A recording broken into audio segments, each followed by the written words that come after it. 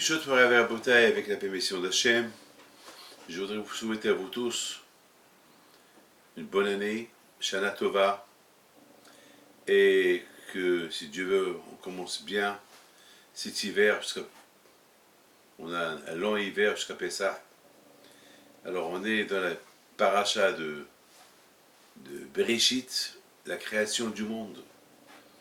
Et il faut savoir une chose, et penser que toujours après Rosh Hashanah, Kippour, Sukkot, on commence par la création du monde et la création de l'homme. Alors, qui veut dire quoi? Qui veut dire que grâce à Dieu, nous n'avons pas été rejetés, on est resté vivants pour cette année. L'année dernière, on l'a passé, je ne sais pas dans quel état on était l'année dernière, mais le plus important c'est que Bokar Hashem, on est resté vivants, on a fait Rosh Hashanah, on a commencé la nouvelle bonne année, on a fait Kippour, on a fait Sukkot, on a fait Hoshana Rabbah, Simchat Torah, et maintenant on attaque la nouvelle année avec Bereshit, la création du monde et la création de l'homme. Donc on va comparaître notre existence aujourd'hui comme si nous venons de naître. Mes amis, tout d'abord, avant de parler comme nous venons de naître, il faut essayer de comprendre certaines choses. Il faut savoir que on doit essayer de comprendre tout d'abord, vous savez, c'est facile de dire j'ai passé Rosh Hashanah, Kippour, Sukkot, Simchat Torah, mais il y a certaines choses qu'on doit vraiment essayer de comprendre. Tout d'abord, pourquoi la fête de Sukkot, elle tombe tout de suite après la fête de Kippour? Où est le problème? Pourquoi la fête de Kippour, elle est avant Sukkot, et pourquoi Sukkot, elle est après Kippour? Pourquoi pas, pourquoi on ne va pas faire la fête de Sukkot en été, au début de l'été? Pourquoi tout de suite après Kippour? Pourquoi pas après Pessah, vers le mois de mai, juin? Pourquoi? Quelle est la raison que Hachem a choisi que la fête de Sukkot, elle tombe 4 jours après Kippour? On a Rosh Hashanah, Kippour, Sukkot. Bien sûr, la fête de Sukkot, c'est la fête de la cabane. Mais c'est quoi le secret? C'est quoi le secret? Et c'est ça ce qu'on va essayer de comprendre. Mes amis, avant qu'on essaye de comprendre cette question, il faut déjà qu'on commence à comprendre c'est quoi la fête de Sukkot. Ben, la fête de Sukkot, on l'appelle Zman Simchatenu. La fête de Sukkot, c'est la fête de la joie. Pourquoi on l'appelle la fête de la joie? Parce que Bémet, il y a de quoi être content. Que Baruch Hashem, on est certain que Hashem nous a pardonné les fautes qu'on a fait pendant l'année précédente. Voilà, déjà, il y a de quoi être content. Peut-être le jour de Rosh Hashanah et Kippour, on a un peu l'angoisse, on a un peu l'incertitude, on n'est pas certain dans quel livre on est inscrit. Alors le fait qu'on n'est pas heureux, beaucoup de fois ça peut arriver qu'il y a la crainte. Est-ce que cette année va être bonne ou pas bonne? Avec l'idée de penser est-ce qu'elle va être bonne ou elle ne va pas être bonne, ça va nous angoisser. Alors Akadosh Baruch Hu, il nous a donné une fête de Sukkot. Cette fête de Sukkot-là, que c'est une anti-angoisse. Elle s'appelle la fête de la joie. Moi, je vous dis quelque chose. Cette année-là, je peux vous dire, j'étais très content. Cette année de Sukkot, vraiment, j'ai senti la joie. Parce que la Torah, elle nous demande d'être content. Et si Hachem, il nous demande d'être content, c'est qu'on peut lui faire confiance, on peut le croire. Jusqu'à maintenant, grâce à Dieu, il tient toujours sa parole. Donc, on n'a pas à s'inquiéter. On n'a pas à s'inquiéter. Mais il y a quelque chose aussi qu'on va essayer d'ajouter. Pourquoi il n'y a pas à s'inquiéter? Pourquoi la Sukkot, c'est une cabane qu'elle est dehors? On va essayer de comprendre. Pourquoi la cabane, elle est dehors? Pourquoi la cabane n'est pas à la maison? Pourquoi? Qu'est-ce qu'il veut Hachem? Il veut Hachem qu'on se rappelle que pendant 40 ans, Hachem, il nous a protégés du soleil, des vents, du froid du désert, des serpents, des scorpions, des ennemis, des voleurs. N'oubliez pas, on était quelques millions de personnes dans le désert. Peut-être 10 millions de personnes. Imaginez-vous 10 millions de personnes dans un désert où il n'y a rien du tout. Et tout venait du ciel, ni dégraissage, ni lingerie, ni eau, ni rien, rien, rien. Il n'y a pas de carrefour, il n'y a pas de casino, il n'y a pas de magasin, il n'y a rien, il n'y a pas de vêtements, il n'y a pas de chaussures, c'est la folie. Il n'y a pas de chauffage, il n'y a pas de réchaud, il n'y a pas de clim, il n'y a rien. Dans un désert pour 10 millions de personnes, des bébés, il n'y a pas de sanitaire, il n'y a pas d'hôpital, il n'y a pas d'ambulance, il n'y a rien du tout, rien, rien, rien. Un désert, il n'y a rien. Il n'y a pas de champs, il n'y a pas de légumes, il n'y a pas de, il y a pas de blé, il n'y a rien, rien. Et Hachem, il nous a fourni tout ça. On avait tout. Tout, on avait tout de rien. C'est la folie, c'est la folie. Donc, c'est la raison pourquoi on fait la fête de Sukkot. La fête de Sukkot, c'est la fête de la cabane pour nous dire que pendant 40 ans, Hachem, il nous a construit des maisons dans le désert, comme des cabanes, ou bien il nous a encerclés avec 7 nuées qui nous protégeaient. Donc, il ne faut pas qu'on oublie ça. C'est un grand miracle. Ok? Alors, on a pu construire une petite cabane en miniature, rappelant, voilà ce que Hachem a fait pour nous pendant 40 ans dans le désert. Non, Hachem il veut qu'on construise carrément une cabane, il y a des lois concernant la cabane, et sortir dehors, manger dans la cabane, dormir dans la cabane si c'est possible, boire dans la cabane, passer au maximum de temps dans la cabane.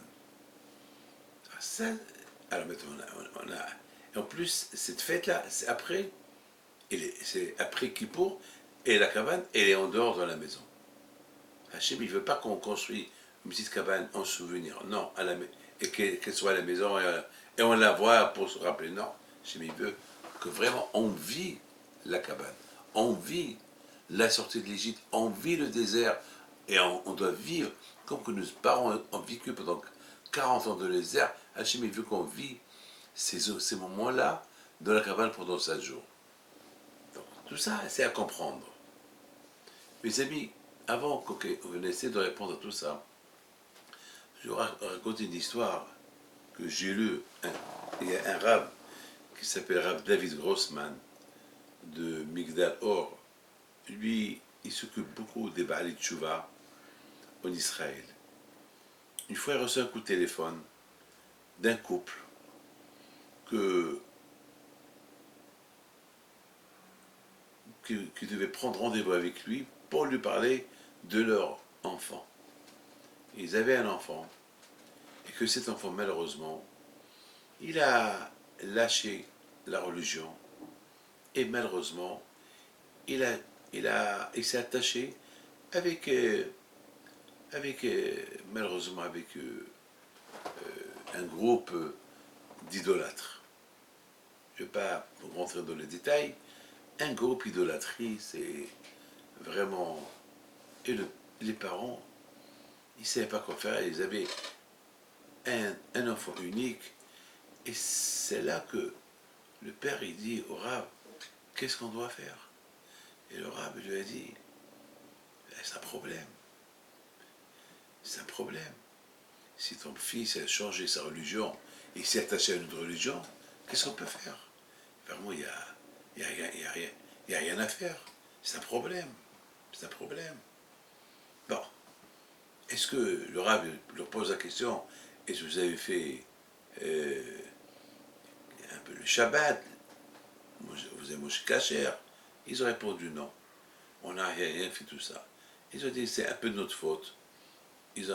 On n'a pas éduqué notre fils ni dans le Shabbat, ni dans la cacheroute, ni dans le respect des fêtes. Rien du tout, c'est vrai. C'est un peu de notre faute. on a voulu vivre comme tout le monde.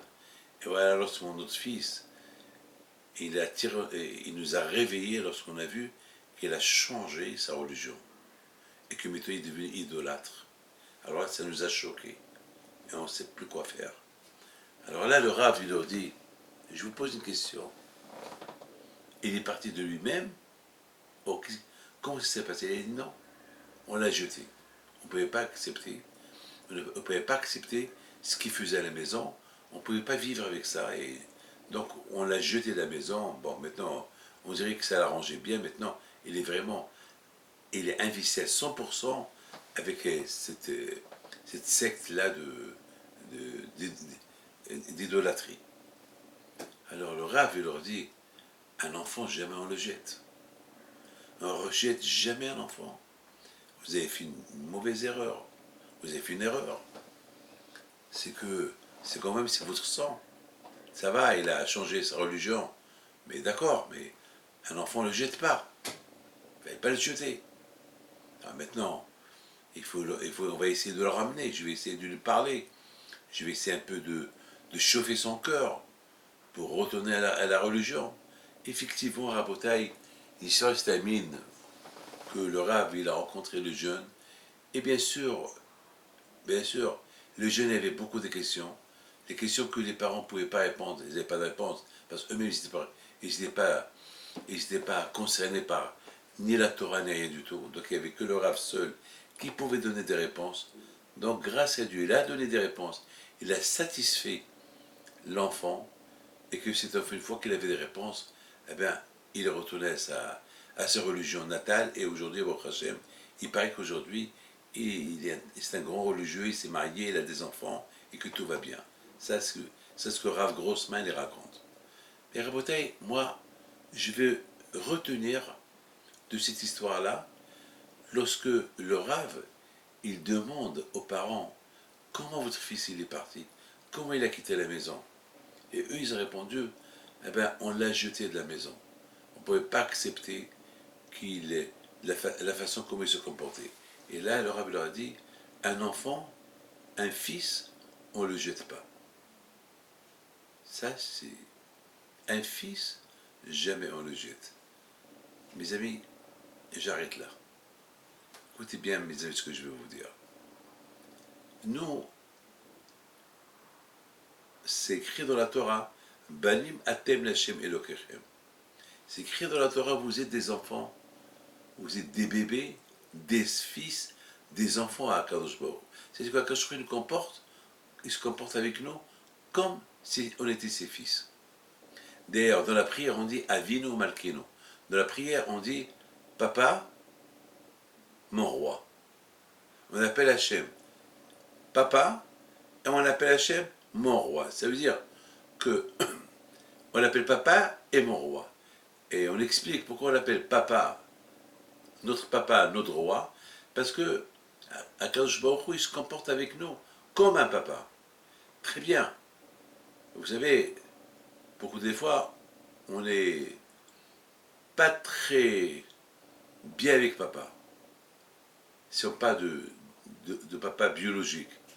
On est tellement habitué à lui, parfois on le répand, parfois on l'arrête de parler.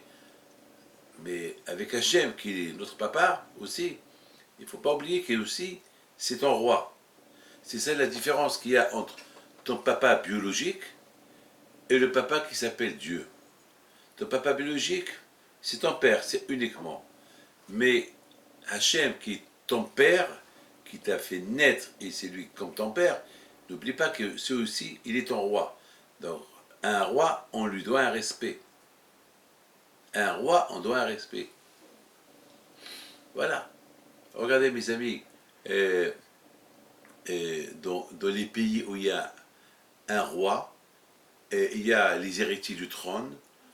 Vous voyez que même qu'ils sont héritiers du trône, mais lorsqu'ils parlent avec leur papa qui est le roi, ils le parlent avec respect. Et pourtant c'est le père, mais c'est le roi. Il ne faut pas oublier que le père, c'est aussi le roi. Donc les princes héritiers des trônes, lorsqu'ils parlent avec leur père, ils ne parlent pas avec leur père autant que héritier de trône, non. Pour le moment, ils sont que les héritiers du trône. Ils ne sont pas encore rois. Donc, c'est pas là avec leur père, qui est le roi, c'est avec. Il y a un protocole, c'est avec un respect. Donc, de même, c'est de même cette façon, on doit se comporter avec le bon Dieu. On se comporte avec le bon Dieu comme un père, mais comme un roi, avec le respect. Écoutez très bien. Maintenant, on sait très bien que le jour de Kippour, pendant les Yamim Noraim, les fêtes saintes comme Rosh Hashanah et Kippour, mes amis, on est à la synagogue, on prie au bon Dieu, mais est-ce vraiment on est concentré dans la prière? Est-ce vraiment on s'est comporté à papa qui est Hachem comme un roi? Est-ce qu'on l'a couronné? Est-ce qu'on s'est bien comporté? Est-ce que vraiment on s'est amélioré?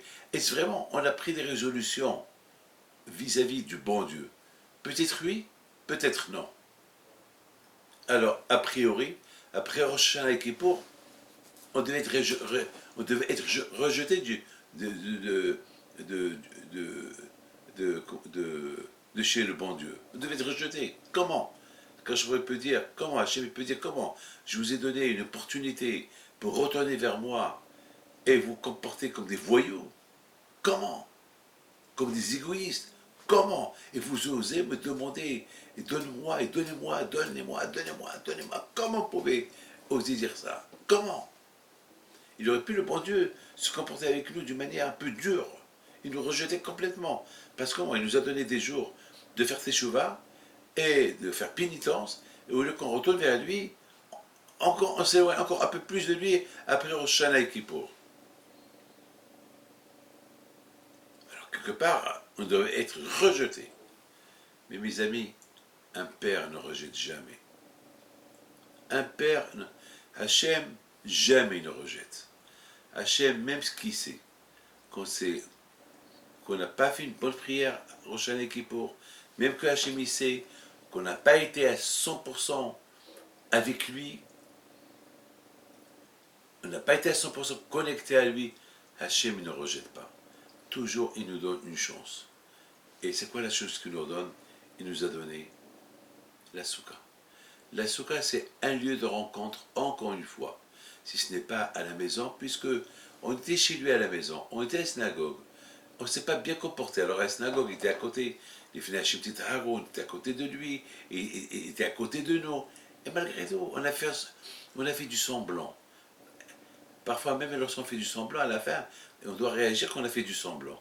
Mais là, on est resté encore après les fêtes avec du semblant, comme quoi on a fait des choses, vraiment au fait, on n'a rien fait. Donc, quelque part, quelque chose est devenu rejeté. Qu'est-ce qu'il fait Hachem? Alors, il revient vers nous. Il nous invite encore, Hachem. Ah, vous n'avez pas voulu me. Vous n'avez pas été 100% avec moi à la synagogue.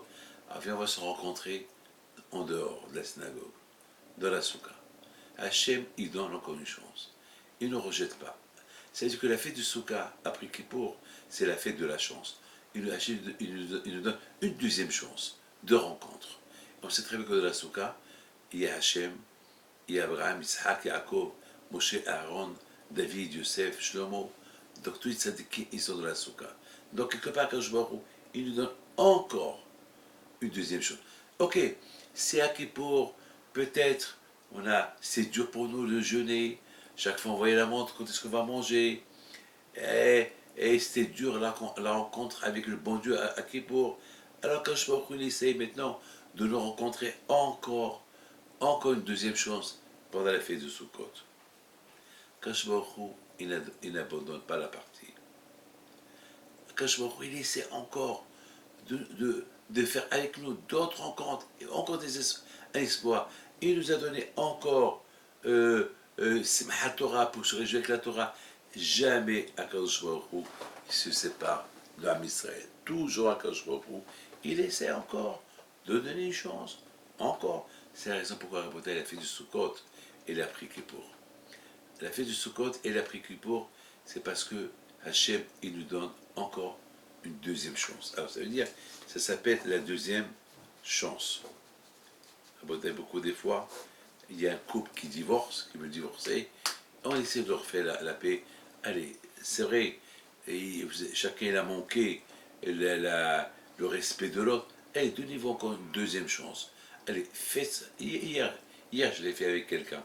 Hier, j'ai supplié un couple de retourner ensemble encore une deuxième chance. Alors, un potel, il a fait du Sukkot.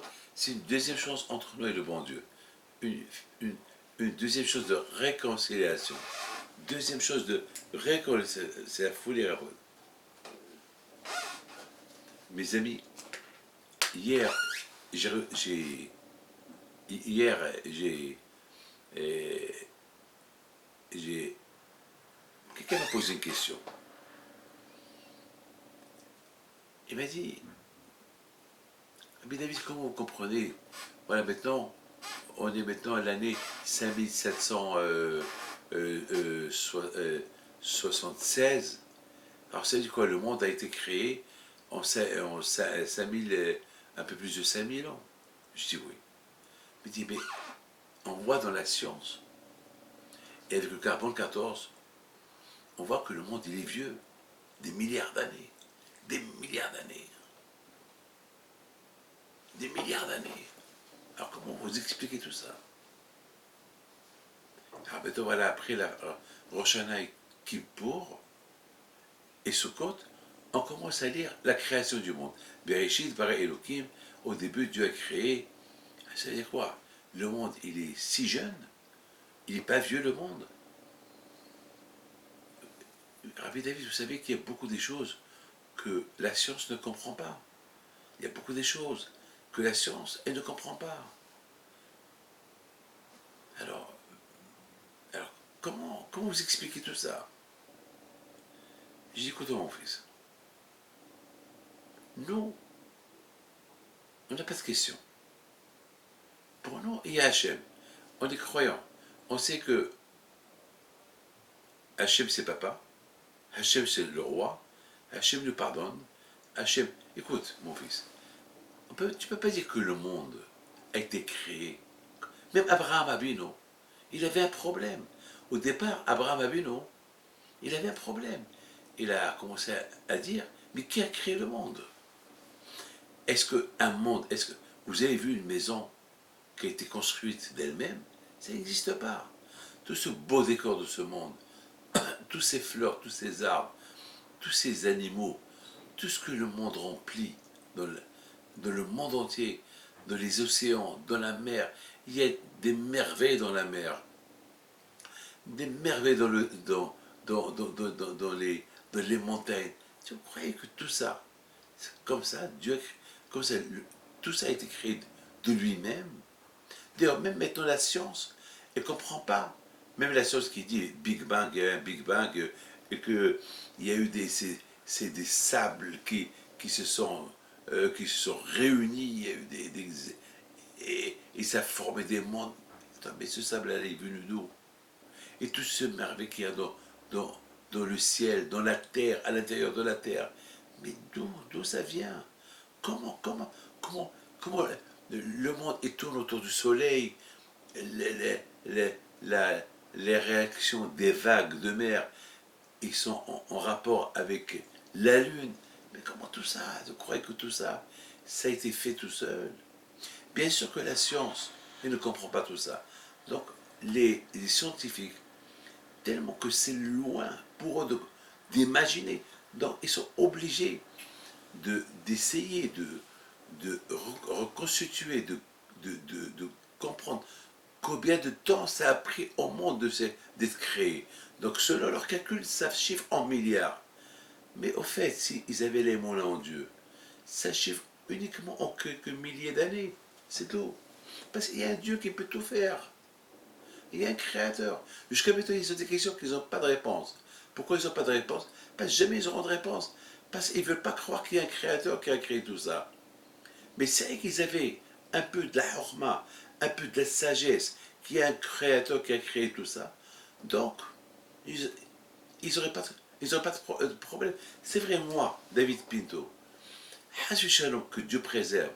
Si je n'avais pas les mouna en Dieu, eh ben moi aussi j'aurais pris toutes ces techniques, tout ce qu'ils sont en train de dire, l'évolution, etc., etc. Parce que c'est Hashu Shalom. Si ma tête est vide de la mouna en Dieu, moi aussi je vais dire, oui, je vais avec mes calculs, oui, pour que pour qu'il y ait cette création, ça a pris 3 milliards d'années. Pour qu'il y ait ça, ça a pris ça, des 10 milliards d'années, 6 milliards d'années, bien sûr. Mais puisque je crois en Dieu, ben, j'ai pas de ce problème-là. Pourquoi? Et tellement qu'ils ne savent pas comment le monde a été créé, soit qu'ils vont venir, ben c'est l'évolution, ben c'est l'homme qui vient du singe, ben c'est le singe qui vient d'un serpent, ben etc. jusqu'à un rien, et de ce rien, pourquoi tout ça? Mais toujours, ils auront toujours, même s'ils vont, même s'ils ils vont arriver à tout expliquer, il y aura toujours des questions que jamais ils arriveront à expliquer. Parce qu'il n'y aura pas de réponse. Alors lorsqu'il n'y a pas de réponse, il y a un problème. Lorsqu'il y a un problème, alors ça veut dire que toutes tes techniques, tout ce que tu as pensé faire, tout ce que tu as pu imaginer, eh ben c'est du fou. Aujourd'hui, il y a beaucoup d'aujourd'hui des scientifiques, ils commencent à devenir contre la, la, contre les études de Darwin, celui qui a dit que l'homme il vient du singe. Aujourd'hui, beaucoup des gens, des grands scientifiques, ça, ils mettent en doute sa méthode, comment le monde est né. Le monde est né avec une phrase, Bereshit bara Elohim. Lorsque tu mets dans ta tête, il y a un créateur, il y a un Dieu qui a créé le monde, ça facilite les choses. Ça facilite les choses. Abraham a vu au départ, lui aussi, il voulait savoir qui est le créateur, comment le monde est venu. Il a commencé à réfléchir. À la fin, il dit non, c'est pas possible. C'est pas possible qu'il y a un capital, une ville capitale, où il n'y a pas un roi. C'est pas parce qu'il y a un palais et qu'il n'y a pas un architecte qui a construit le palais. C'est pas possible. C'est impossible. C'est facile. C'est facile. Pourquoi inventer des fausses inventions et, et baser toute une technique de la création du monde avec des fausses inventions, des choses qui ne sont pas réelles? Tout ça pourquoi? Parce que l'être humain, il est têtu. Il ne veut pas croire. Parce qu'il ne veut pas admettre qu'il y a un Dieu. Aujourd'hui, mes amis, mettez ça dans la tête. Le monde a commencé à changer. On dit qu'avant que Mashiach va venir, avant que le Messie, avant que Mashiach vienne, l'être humain, il va commencer à admettre qu'il y a Dieu. Déjà, on n'est pas loin de là. Déjà, beaucoup de scientifiques maintenant aujourd'hui, ils commencent déjà à admettre que le monde, il y a quelque chose, il y a un créateur. Et petit à petit, jusqu'à qu'ils vont arriver à la vraie connaissance qui est à Kadosh Baruch Hu. Mes amis, maintenant on comprend très bien pourquoi tout de suite, après la fête de Rosh Hashanah, Kippour, Sukkot, tout de suite on commence maintenant à parler de la création du monde, la création de l'homme. Tout ça pourquoi? Eh bien mes amis, la réponse elle est simple. La réponse c'est que puisque jamais Hachem, il rejette sa création, jamais Hachem, il rejette l'homme qui s'est éloigné de lui l'année précédente, il lui donne encore une chance à Sukkot, une chance de rencontre, une chance de réconciliation avec la joie. Et si cette rencontre est réussie, donc il y a un nouvel ère qui va se créer, un nouvel Bereshit. Et c'est comme ça, mes amis. Et ainsi de suite. Le plus important est, c'est que je me jamais, il coupe espoir avec l'être humain. Toujours quand je il attend. Est-ce qu'il y a mieux qu'Hachem qu'il a 100 ans? Il n'y a pas mieux qu'Hachem. Il a toujours 100 ans. Vous savez, Rabotai, dans la paracha de Bereshit, on nous parle de l'obscurité et on nous parle de la lumière. Et Hachem a créé la lumière, il a créé l'obscurité. Mais il faut savoir une chose, qu'au départ, il a créé que la lumière. Il a créé la notion de l'obscurité, mais il n'existe pas, l'obscurité. Malheureusement, l'obscurité, c'est nous qu'on l'a cherché. C'est Adam qui a cherché l'obscurité lorsqu'il a fait la faute. Et lorsqu'il a fait la faute, donc il a apporté l'obscurité. Mais il y a aussi la lumière. Il y a aussi la lumière. La lumière qui, comme les Moussa disent, lorsqu'on rentre dans une chambre, dans une grande salle obscure, on allume allumer une allumette, et cette allumette-là, elle va éclairer de l'obscurité une petite lumière. Et au fur et à mesure qu'on allume encore des bougies, et encore des allumettes, et encore du feu, jusqu'à que la lumière elle va éclairer toute cette salle qui était obscure. On a besoin de la lumière. Malheureusement, on a vécu dans l'obscurité. Akash Baruch Hu, il nous a éclairé un peu pendant les Yamim Noraim, pendant Rosh Hashanah, Kippour et Sukkot. Et si on n'a pas profité un peu de cette lumière que Hachem nous a donnée par sa présence pendant ces jours de fête de Rosh Hashanah Kippour, il nous redonne une autre chance dans la rue. Qu'est-ce que tu aimes? Tu préfères la rue? Tu aimes la rue?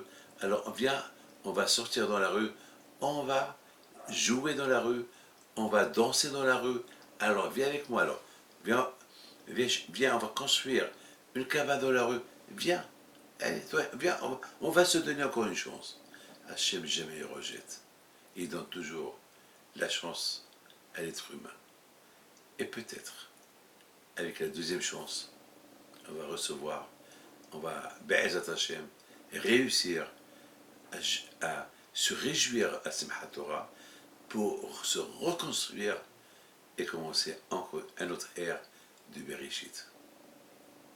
Mes amis, je termine avec une histoire que j'ai écoutée hier. Très belle histoire. Hier, j'ai écouté une femme qui vient chez moi. Une femme, et d'ailleurs, j'ai demandé de m'écrire la lettre. Et elle me l'a écrit. C'est une très belle histoire qu'elle m'a écrite. Elle m'a dit comme ça. Elle m'a dit, en 2006, je me suis fait opérer de la rate. Alors, elle me racontait qu'elle était venue me voir en 2006. Alors, et la pauvre, elle me dit on dirait que l'opération n'a pas réussi.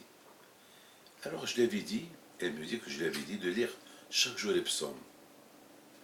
Un des psaumes que je lui ai donné, qu'il est en rapport avec la rate. Je ne peux pas vous dire, mais c'est ce qu'elle m'a écrit dans cette lettre qu'elle m'a écrit hier. Donc,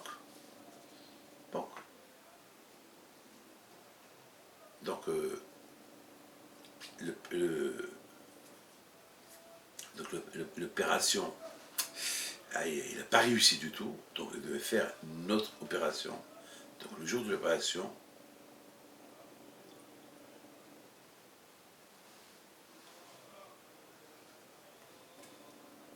bien sûr, il est revenu me voir, comme ça me raconte, et je lui ai fait une bracha. Que B'ez Hachem, avec les d'Hachem, et le mérite des psaumes qu'elle a lus, que l'opération, cette deuxième opération-là, qui réussit. Parce que les médecins, ils pouvaient pas ils avaient peur de l'opérer. Parce qu'ils avaient peur qu'elle allait avoir une hémorragie, ça aurait pu être grave pour sa santé. Et effectivement, elle a eu une hémorragie interne.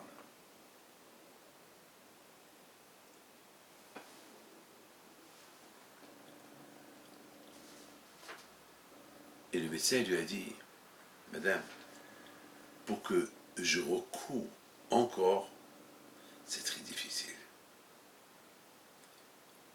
Parce que les organes, ils étaient en papier buvard. C'est fini, je ne pouvais rien faire. Et il a dit, je ne comprends pas, je ne sais pas quoi faire. Et elle a continué à lire des psaumes. Elle a prié à Hachem. Elle est repartie chez le médecin. Elle dit, mais je t'en prie, fais-moi des analyses.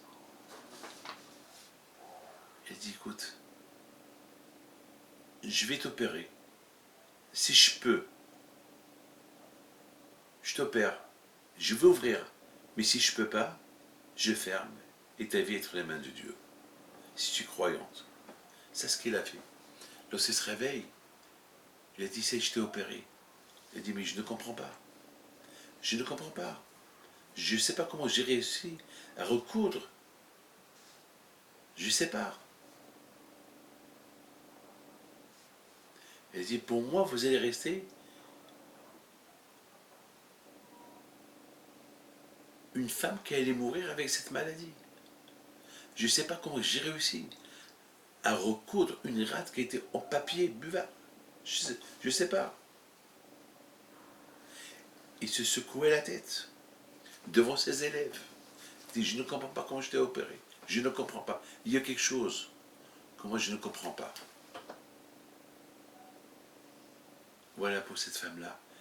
Grâce à sa foi en Dieu et les psaumes qu'elle a lus, comme si elle a ressuscité. C'est les grands docteurs, ils lui ont dit qu'on ne pouvait rien faire, surtout avec cette hémorragie intacte qu'elle a eue. Il a réuni ses élèves. Et il y avait elle à côté. Il leur a expliqué. Il a dit, bon, ici c'est un cas que, je ne sais pas, si il peut y avoir 2 cas dans la vie. Je ne comprends pas.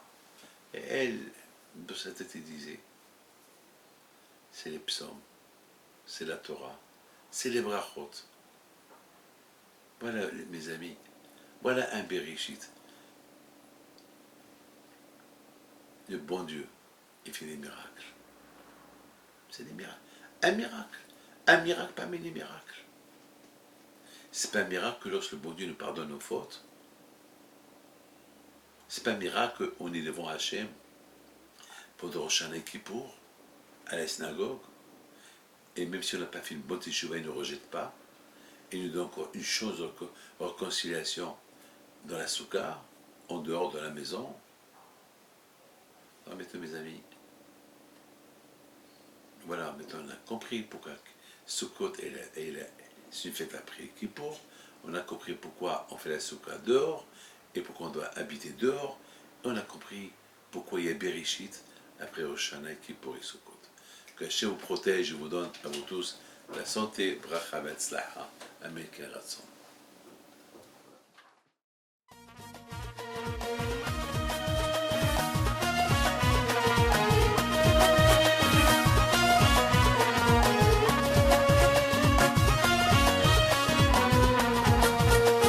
نضوي انا صغرتو على ربيع حي